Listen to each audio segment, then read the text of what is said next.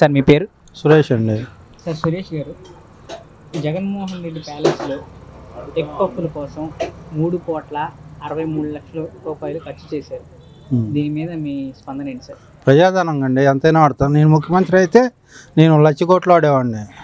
ఆయన 360 కోట్లు వాడాడు. ప్రజల సొమ్ముగా అవి కాదుగా, అదే అంటారా? అంతే సార్ అలాగే రుషికొండ ప్యాలెస్కి ఆయన 500 కోట్ల దాకా ఖర్చు చేశారు. అది ప్రజాధనమే, నాది కాదుగా. నొప్పి తెలియటానికి ఆయన 500 కోట్లు పెట్టాడు, నేను 2,000 కోట్లు పెట్టేవాడిని. ప్రజాధనమేగా. పిచ్చోళ్ళుగా జనం పప్పు బెల్లాలు అయితే బతికారు మొన్నదాకా.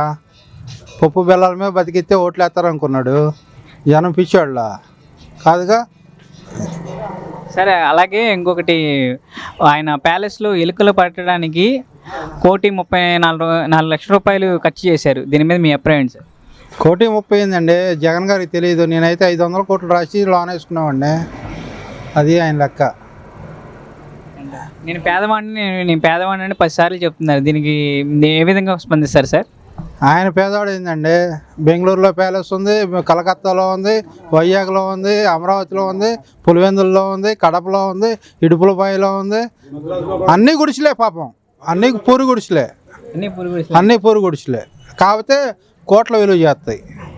వాళ్ళ పార్టీ తరఫున కూడా ముఖ్యమంత్రులు మంత్రులు కానీ లేకపోతే ఎమ్మెల్యేలు కానీ పేదలు నిన్న బయటపడింది కంటే 2,000 కోట్లు దోచుకొని టీటీడీ వెంకటేశ్వర స్వామిది సొమ్ము ఫైల్స్ దాఖలు పెట్టారుగా. 2,000 కోట్లు అయిందో 5,000 కోట్లు అయిందో. అది జనం పాపం అన్నదానానికి కానీ, తిరుమల డెవలప్మెంట్ కానీ, గుడ్ డెవలప్మెంట్ కానీ ఇచ్చిన డబ్బు. అది దేవుడు సొమ్ము తిన్నాడు, ఎవడు బాగుపడలా. సంకనాగిపోతారు. సార్ బాబు గారి హయాంలో మన పోలవరం అండ్ అమరావతి 2 కంప్లీట్ అవుతుందని మీరు అనుకుంటున్నారా? పక్కాగా అవుద్దండి. విజన్ గల నాయకుడు, ఏ పని ఎప్పుడు ఎట్ట చేయాలో తెలుసు. గ్యారంటీగా అయిపోయింది. 2028 లాస్ట్కి అయిపోతాయండి 2. సార్ మన లోకేష్ గారు మొన్న ఒక ప్రకటన చేశారు. ఏంటంటే రెడ్ బుక్ మీద ఆయన చట్టాన్ని ఎవరైతే ఉల్లంఘించారో వారి మీద కఠిన చర్యలు తప్పవు అని ఆయన అన్నారు. దీని మీద మీ అభిప్రాయం ఏంటి సార్? కఠిన చర్యలు అంటే ఆయన చేయడండి. న్యాయపరంగా ఎవరు ఏ అన్యాయం చేశారో దాన్ని లాయర్ల ద్వారా, కోర్టు ద్వారా న్యాయం అనేది ఉంది. ఇంకా ఒకళ్ళు ఇద్దరు మంచోళ్ళు ఉంటారు ఈ దేశంలో, రాష్ట్రంలో. న్యాయం ధర్మం బతికుంది కాబట్టి ఆ న్యాయమూర్తుల విచారణలో తెలుద్ది ఎవరు ఎంత అవినీతి చేశారు, ఏం చేశారు, అవినీతికి ఎట్ట పాల్పడ్డారు, ఏ సిఐ ఎస్ఐ ఎట్ట పాల్పడ్డారో వాటిని బట్టి, ఆ కేసులు బట్టి న్యాయస్థానం చూసుకునిద్దండి. చట్టం తన పని తాను చేసిపోయింది. సార్ అలాగే ఇంకొకటి ఏంటంటే, మనకి గత 4 రోజులుగా అన్న క్యాంటీన్లు ప్రారంభించారు. జనాల్లో మంచి స్పందన లభించింది. దీని మీద అంబటి రాంబాబు గారు డబ్బులు దోచుకోవడానికే ఈ పథకాన్ని ప్రవేశపెట్టారని ఆయన అంటున్నారు. దీని మీద మీ అభిప్రాయం? ఆయన దోచుకొని సుకన్యకను ఇంకో ఆమె పేరు ఏదో ఉంది, నాకు గుర్తురాట్లా. సుకన్యను ఇంకో సంజన సుకన్య గంట అరగంట రాంబాబుగా ఆయనకు అయ్యే బుద్ధులు అయ్యే కళ్ళు. ఇంకా ఎక్కువ మాట్లాడితే వాడు అసలు పరమ నీచుడు. మురగ్గుంట్లో పందికి ఆ అంబటి రాంబాబుకి తేడా లేదు. అన్నా క్యాంటీను కూలి పని చేసుకొని ముతకాళ్ళు, పెన్షన్ తీసుకునే ముసలోళ్ళు, ఇంట్లో వండుకోలేని వాళ్ళు కూడా పోయి తింటున్నారు. వయసు అయిపోయిన ముసలోళ్ళు ఉన్నారు. పొయ్యి వెలిగిటిన చేతకాని వాళ్ళు ఉన్నారు. గ్యాస్ పొయ్యి ఇవ్వాలి ముసలోళ్ళు. అట్లాంటి వాళ్ళు పోయి అన్నం తింటున్నారు. టాపీ పనికి పోయినాడు కార్మికుడు తింటున్నాడు. ముఠా పనికి పోయిన కార్మికుడు తింటున్నాడు. దానివల్ల లాస్ ఏంటంటే 5 రూపాయలకి ఆ సంస్థ పెడుతుంది. 5 రూపాయలకి ఇస్కాన్ సంస్థకి వీళ్ళు 5 రూపాయలకు ఒప్పందం చేసుకున్నారండి.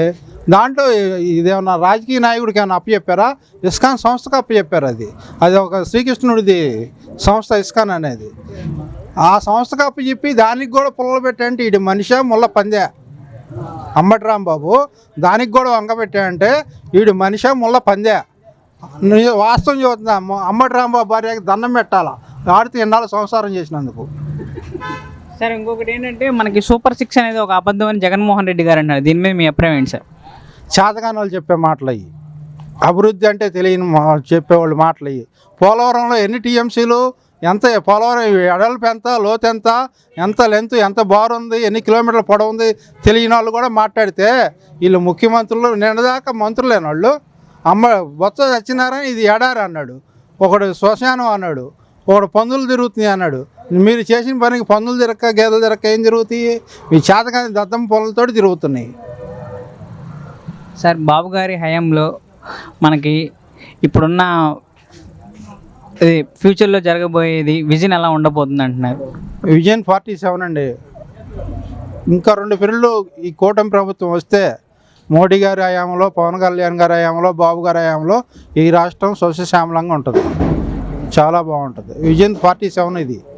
విజన్ 47 అంటే అది బాబు గారు పుస్తకం రూపంలో విడుదల చేశారు. అది తెలిసిన వాళ్ళు, నాలెడ్జీ గల అందరికీ తెలుసు. ఈ నాలెడ్జీ ఉన్న వాళ్ళందరూ చూసి చదువుకొని చదువుకున్న వాళ్ళందరూ, మేము చదువుకోలే, మేము రైతు కుటుంబాల్లో సన్నకారు రైతులం, వాళ్ళందరికీ తెలుసు, మీకు తెలుసు. ఎక్కడిపోయేందుకు విజన్ 47 అనేది బుక్ కూడా వదిలారు బాబు గారు. చాలా అద్భుతంగా ఉంది అది. Thank you sir.